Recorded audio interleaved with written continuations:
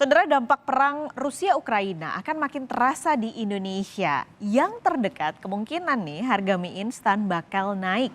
Dalam webinar Ditjen Tanaman Pangan, Menteri Pertanian Syahrul Yassin Limpo memperkirakan kenaikannya bisa 3 kali lipat.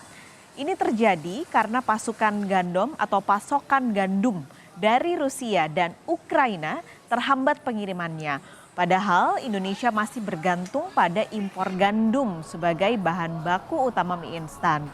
Rusia dan Ukraina adalah negara penyuplai gandum terbesar di dunia.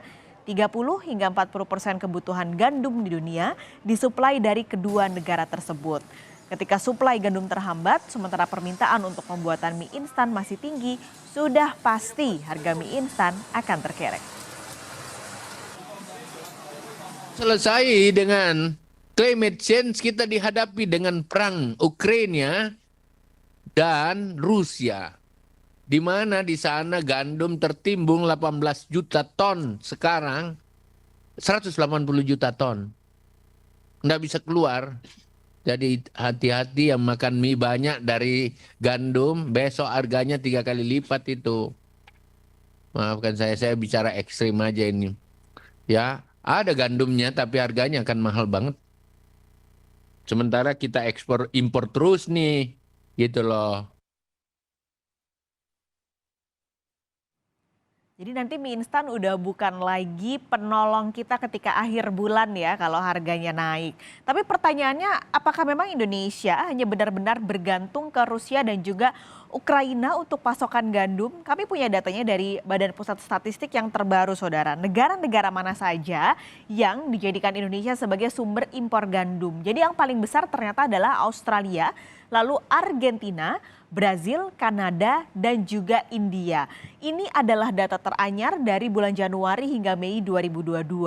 Tapi permasalahannya memang nggak ada Ukraina dan juga Rusia sih di dalam ini. Tapi masalahnya karena Rusia dan Ukraina pasokannya terhambat, akhirnya negara-negara ini sekarang mulai menghentikan ekspor gandum mereka. Karena negara-negara ini akhirnya mengamankan pasokan pangan dalam negeri dulu.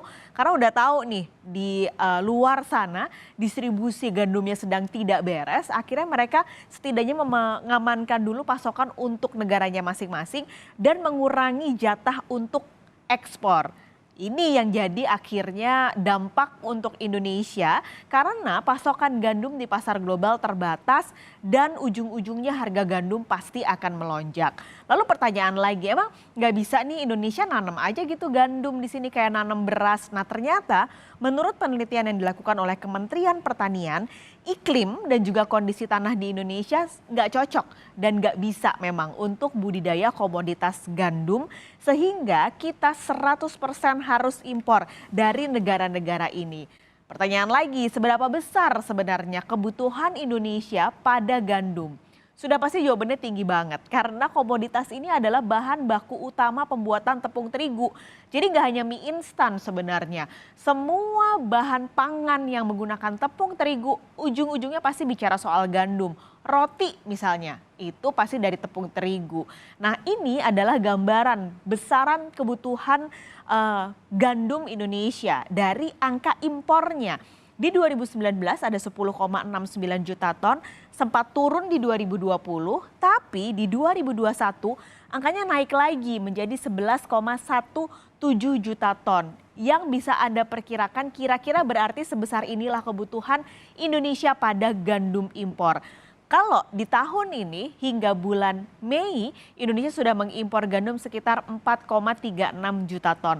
Angkanya masih besar banget. Lalu pemerintah akhirnya menggadang-gadang nih akan ada pengganti gandum supaya kita nggak terlalu ketergantungan sama gandum gitu. Ini karena permasalahannya adalah masyarakat Indonesia tuh sudah sangat ketergantungan dengan gandum. Tapi masalahnya nggak ada juga alternatif penggantinya. Akhirnya muncul nih namanya sorghum. Sebuah komoditas pengganti atau alternatif pengganti gandum yang kabarnya bisa untuk menggantikan posisi ataupun bahan bakunya. Ada target yang cukup besar yang ditetapkan oleh pemerintah hingga 2 tahun ke depan untuk target luasan sorghumnya. Hingga 2024 ada 154.000 hektar lahan yang akan ditanami sorghum sebagai alternatif pengganti tepung. Tapi masalahnya saudara, sorghum ini juga nggak murah. Ada harga yang juga tinggi yang nantinya harus dibayar oleh pengusaha kalau mereka memakai sorghum.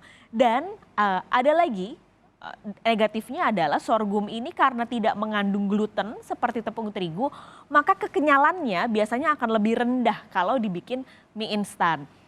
Sebuah permasalahan memang nih, tapi memang dikhawatirkan adalah nanti roti lalu juga mie instan akan naik karena harga gandum yang tidak bisa dikontrol karena distribusinya yang sedang tidak baik karena ada hubungan yang memburuk antara Rusia dan juga Ukraina.